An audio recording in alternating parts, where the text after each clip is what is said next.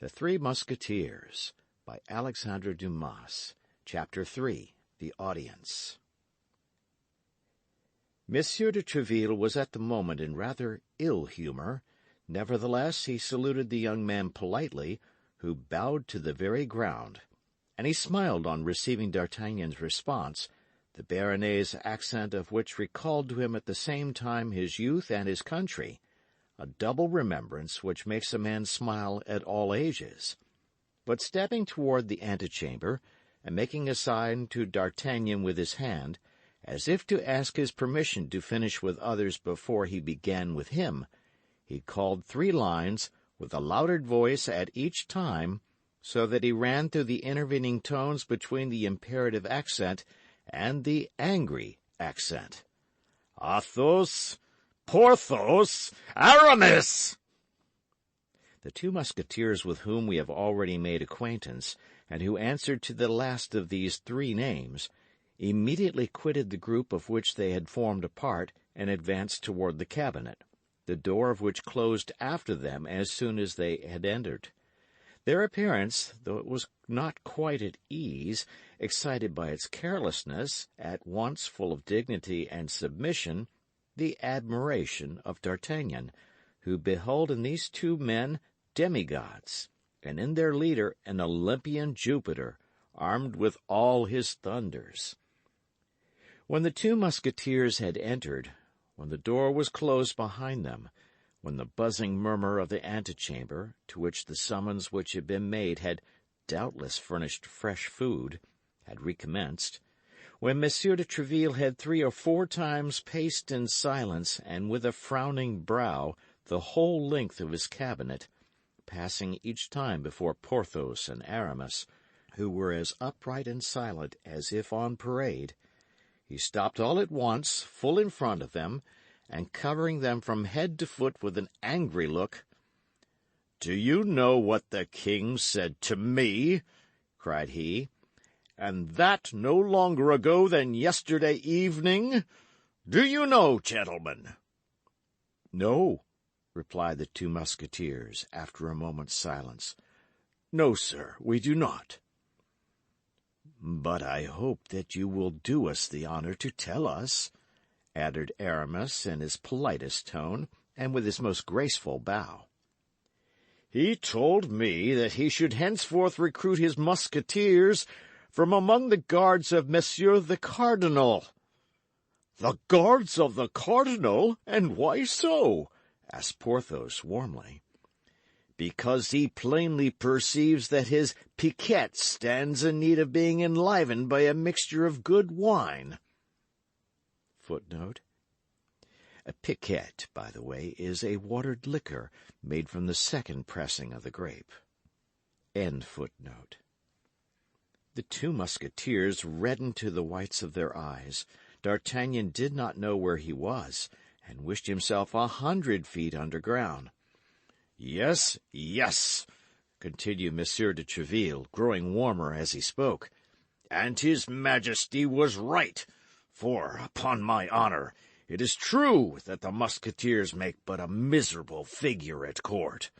The cardinal related yesterday, while playing with the king, with an air of condolence very displeasing to me, that the day before yesterday those damned musketeers, those daredevils, he dwelt upon those words with an ironical tone still more displeasing to me, those braggarts, added he, glancing at me with his tiger-cat's eye, had made a riot in the Rue Férou in a cabaret, and that a party of his guards, I thought he was going to laugh in my face, had been forced to arrest the rioters. Morbleu! You must know something about it. Arrest musketeers! You were among them. You were. Don't deny it. You were recognized, and the cardinal named you. But it's all my fault. Yes, it's all my fault, because it is myself who selects my men. You, Aramis, why the devil did you ask me for a uniform when you would have been so much better in a cassock? And you, Porthos, Do you only wear such a fine golden baldric to suspend a sword of straw from it? And Athos, I don't see Athos. Where is he? Ill. Very ill, say you? And of what malady? It is feared that it may be the smallpox, sir, replied Porthos, desirous of taking his turn in the conversation. And what is serious is that it will certainly spoil his face. The smallpox? That's a great story to tell me, Porthos. Sick of the smallpox at his age?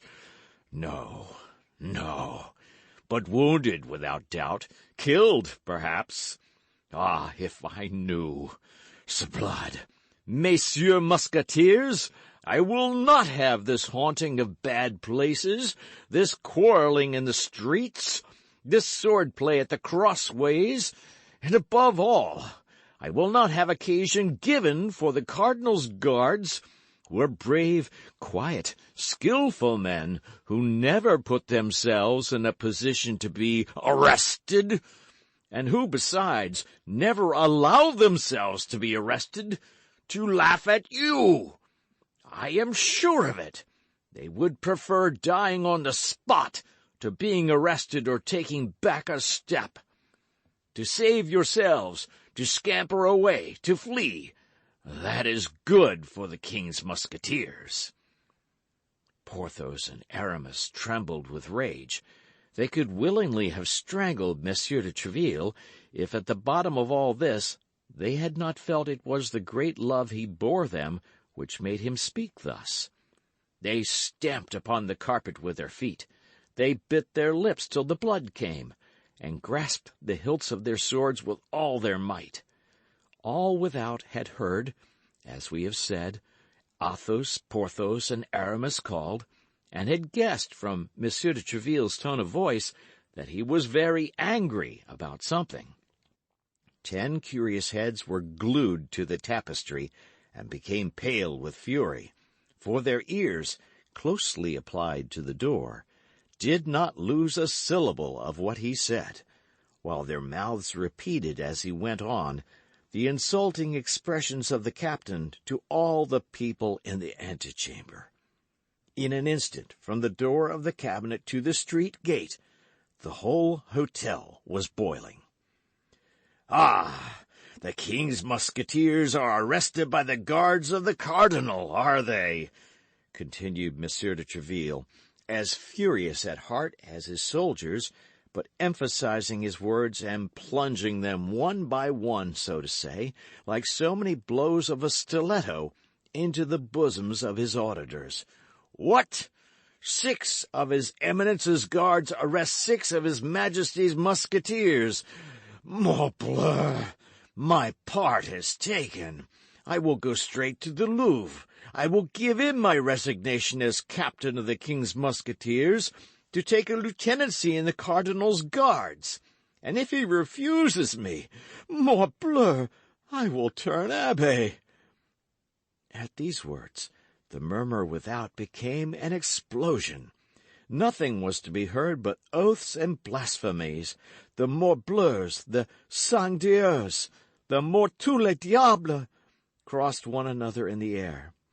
D'Artagnan looked for some tapestry behind which he might hide himself, and felt an immense inclination to crawl under the table. "Well, my captain," said Porthos, quite beside himself, "the truth is that we were 6 against 6, but we were not captured by fair means, and before we had time to draw our swords, 2 of our party were dead, and Athos, grievously wounded, was very little better. For you know Athos. Well, captain, he endeavored twice to get up, and fell again twice, and we did not surrender. No, they dragged us away by force. On the way, we escaped. As for Athos, they believed him to be dead, and left him very quiet on the field of battle, not thinking it worth the trouble to carry him away. That's the whole story. What the devil, captain? One cannot win all one's battles. The great Pompey lost that of Pharsalia, and Francis the First, who was, as I have heard say, as good as other folks, nevertheless lost the battle of Pavia." "And I have the honor of assuring you that I killed one of them with his own sword," said Aramis, "for mine was broken at the first parry. Killed him, or poniarded him, sir, as is most agreeable to you." "I did not know that," replied Monsieur de Treville in a somewhat softened tone. "The cardinal exaggerated, as I perceive." "But pray, sir," continued Aramis, who, seeing his captain become appeased, ventured to risk a prayer, "do not say that Athos is wounded. He would be in despair if that should come to the ears of the king. And as the wound is very serious, seeing that after crossing the shoulder it penetrates into the chest, it is to be feared." At this instant the tapestry was raised, and a noble and handsome head, but frightfully pale, appeared under the fringe. "Athos!" cried the two Musketeers. "Athos!" repeated Monsieur de Treville himself.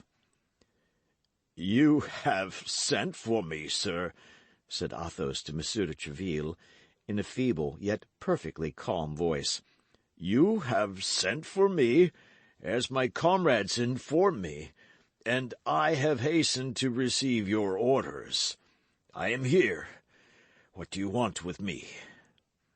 And at these words the Musketeer, in irreproachable costume, belted as usual, with a tolerably firm step, entered the cabinet.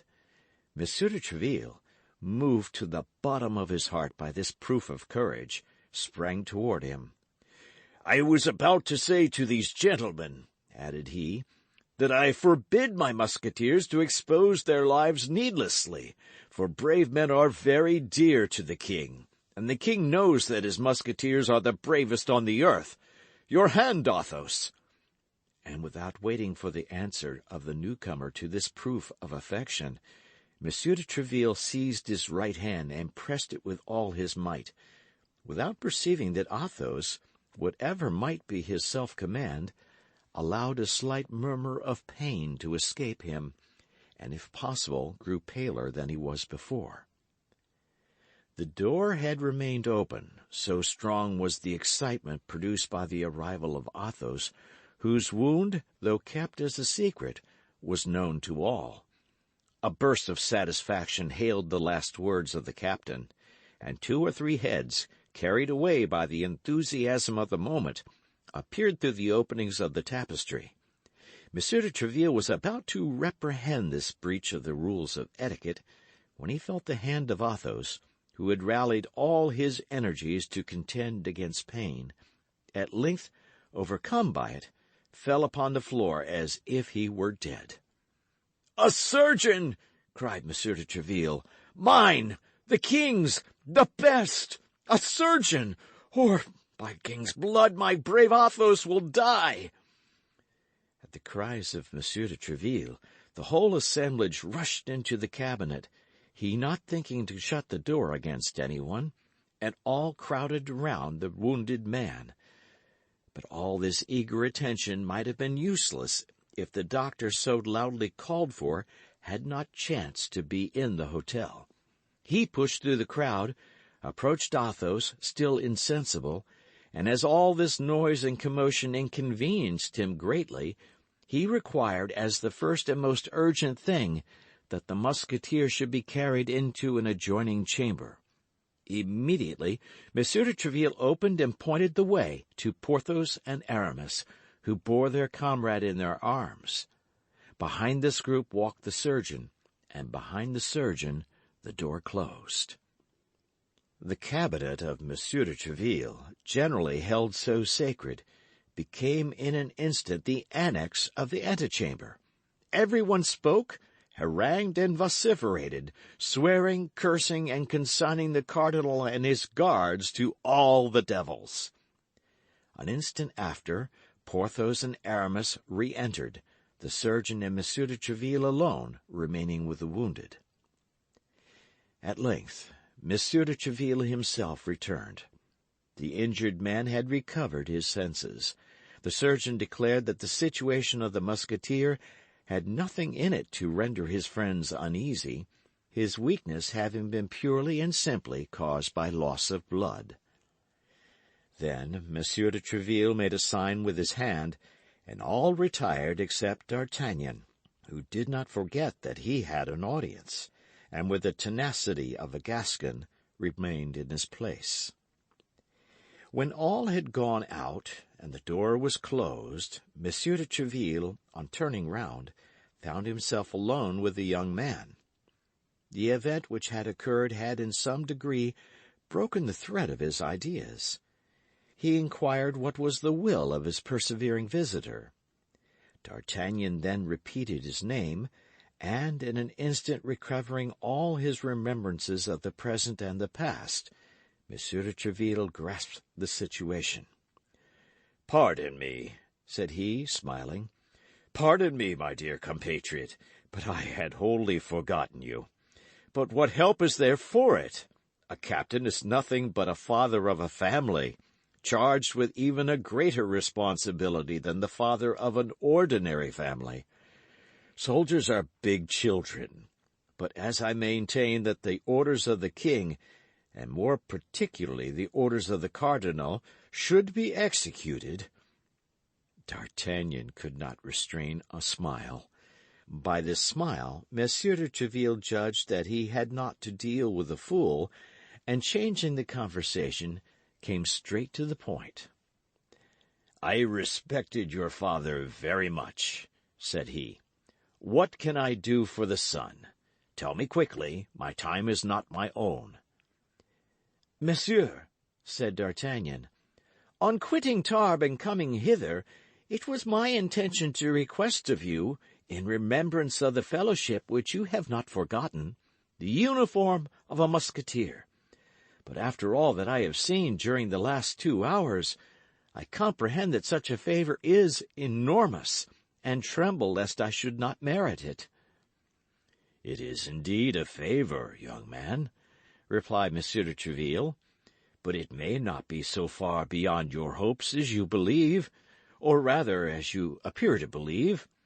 But His Majesty's decision is always necessary, and I inform you with regret that no one becomes a musketeer without the preliminary ordeal of several campaigns, certain brilliant actions, or a service of 2 years in some other regiment less favoured than ours." D'Artagnan bowed without replying, feeling his desire to don the Musketeer's uniform vastly increased by the great difficulties which preceded the attainment of it. "But," continued Monsieur de Treville, fixing upon his compatriot a look so piercing that it might be said he wished to read the thoughts of his heart, "on account of my old companion, your father, as I have said, I will do something for you, young man. Our recruits from Béarn are not generally very rich, and I have no reason to think matters have much changed in this respect since I left the province. I dare say you have not brought too large a stock of money with you?"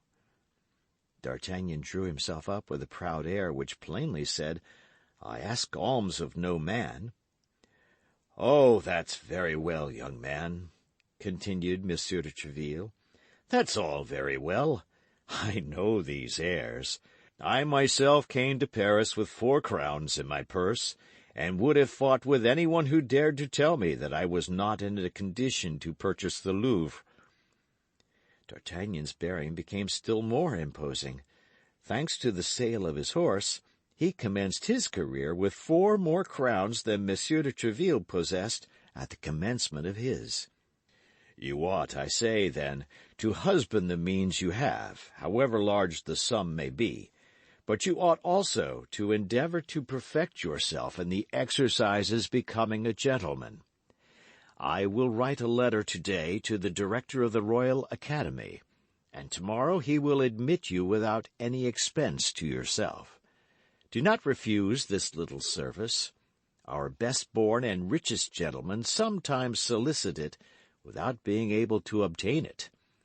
You will learn horsemanship, swordsmanship in all its branches, and dancing.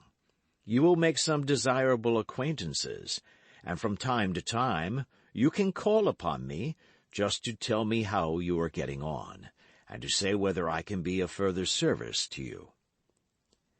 D'Artagnan, stranger as he was to all the manners of a court, could not but perceive a little coldness in this reception.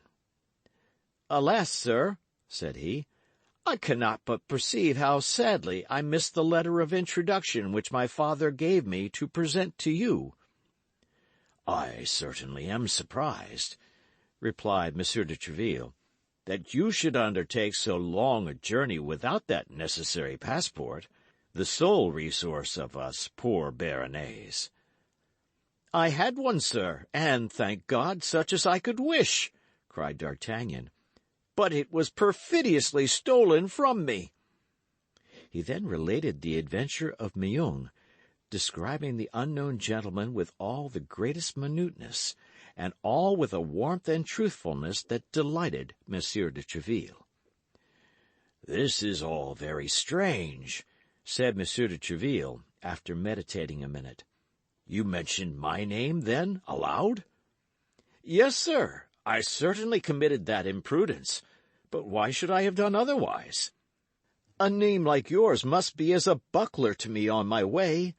Judge if I should not put myself under its protection." Flattery was at that period very current, and Monsieur de Treville loved incense as well as a king, or even a cardinal. He could not refrain from a smile of visible satisfaction. But this smile soon disappeared, and, returning to the adventure of Meung, "Tell me," continued he, "had not this gentleman a slight scar on his cheek?" "Yes, such a one as would be made by the grazing of a ball." "Was he not a fine-looking man?" "Yes." "Of lofty stature?" "Yes." "Of pale complexion and brown hair?" Yes, that is he. How is it, sir, that you are acquainted with this man? If I ever find him again, and I will find him, I swear, were it in hell." "He was waiting for a woman," continued Treville. "He departed immediately after having conversed for a minute with her whom he awaited." "You know not the subject of their conversation?" "He gave her a box, told her not to open it except in London." "Was this woman English?" "He called her Milady." "It is he. It must be he," murmured Treville. "I believed him still at Brussels." "Oh, sir, if you know who this man is," cried D'Artagnan, "tell me who he is, and whence he is. I will then release you from all your promises, even that of procuring my admission into the Musketeers, for before everything I wish to avenge myself." "Beware, young man," cried Treville. "If you see him coming on one side of the street, pass by on the other. Do not cast yourself against such a rock. He would break you like glass." "That will not prevent me," replied D'Artagnan, "if ever I find him." "In the meantime," said Treville, "seek him not, if I have a right to advise you." All at once the captain stopped, as if struck by a sudden suspicion. This great hatred which the young traveller manifested so loudly for this man who, a rather improbable thing, had stolen his father's letter from him. Was there not some perfidy concealed under this hatred? Might not this young man be sent by his Eminence? Might he not have come for the purpose of laying a snare for him? This pretended D'Artagnan, was he not an emissary of the cardinal, whom the cardinal sought to introduce into Treville's house, to place near him, to win his confidence, and afterward to ruin him, as had been done in 1,000 other instances? He fixed his eyes upon D'Artagnan even more earnestly than before. He was moderately reassured, however, by the aspect of that countenance, full of astute intelligence and affected humility. "I know he is a Gascon," reflected he, "but he may be one for the cardinal as well as for me. Let us try him."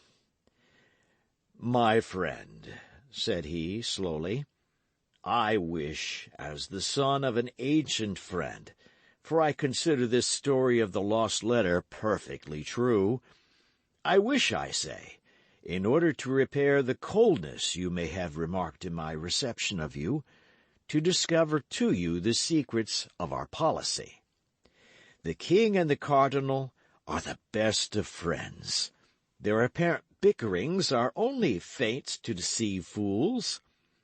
I am not willing that a compatriot, a handsome cavalier, a brave youth, quite fit to make his way, should become the dupe of all these artifices, and fall into the snare after the example of so many others who have been ruined by it.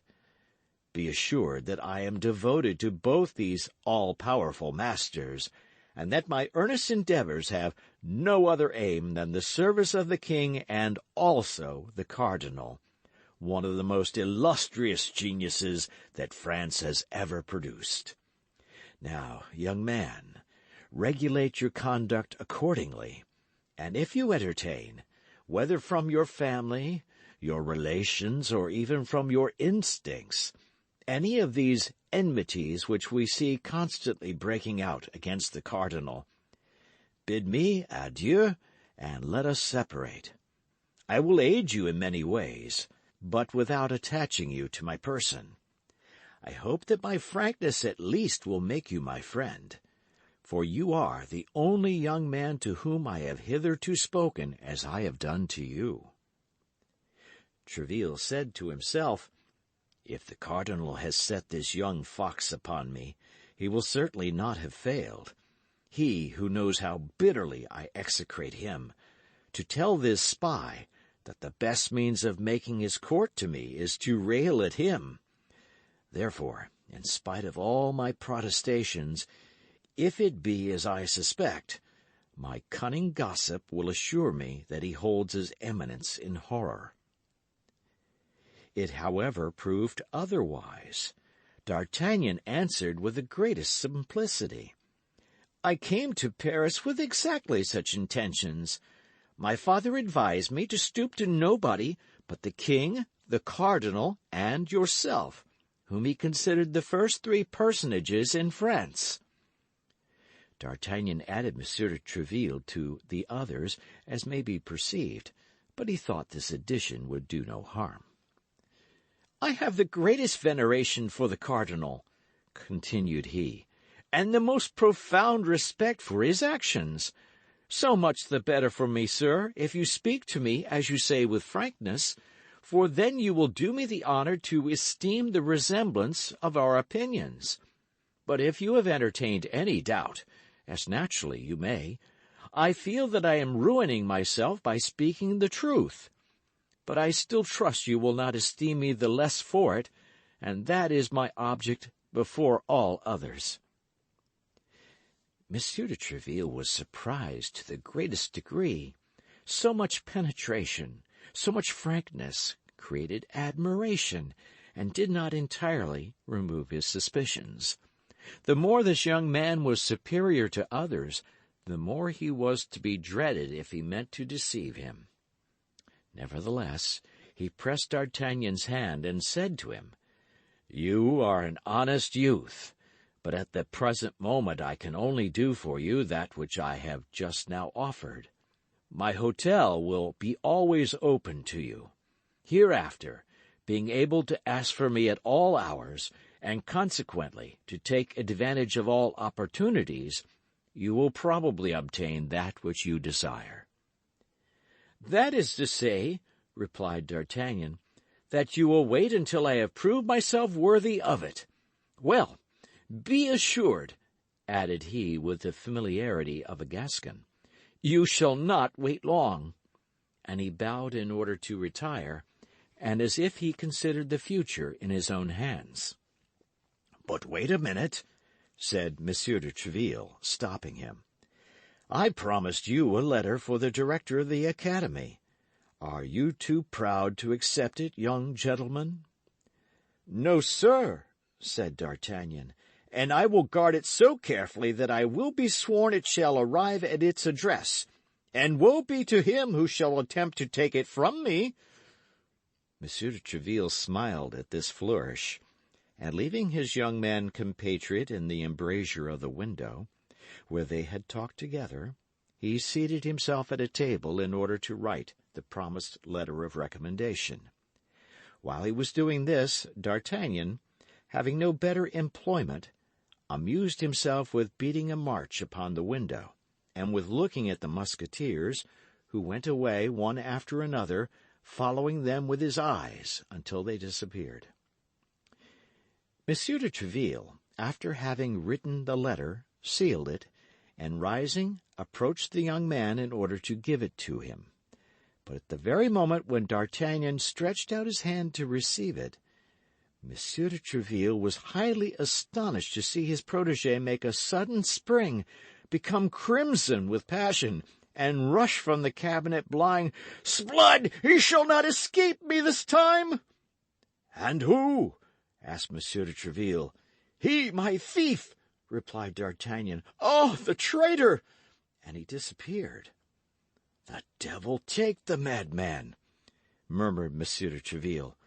"Unless," added he, "this is a cunning mode of escaping, seeing that he had failed in his purpose."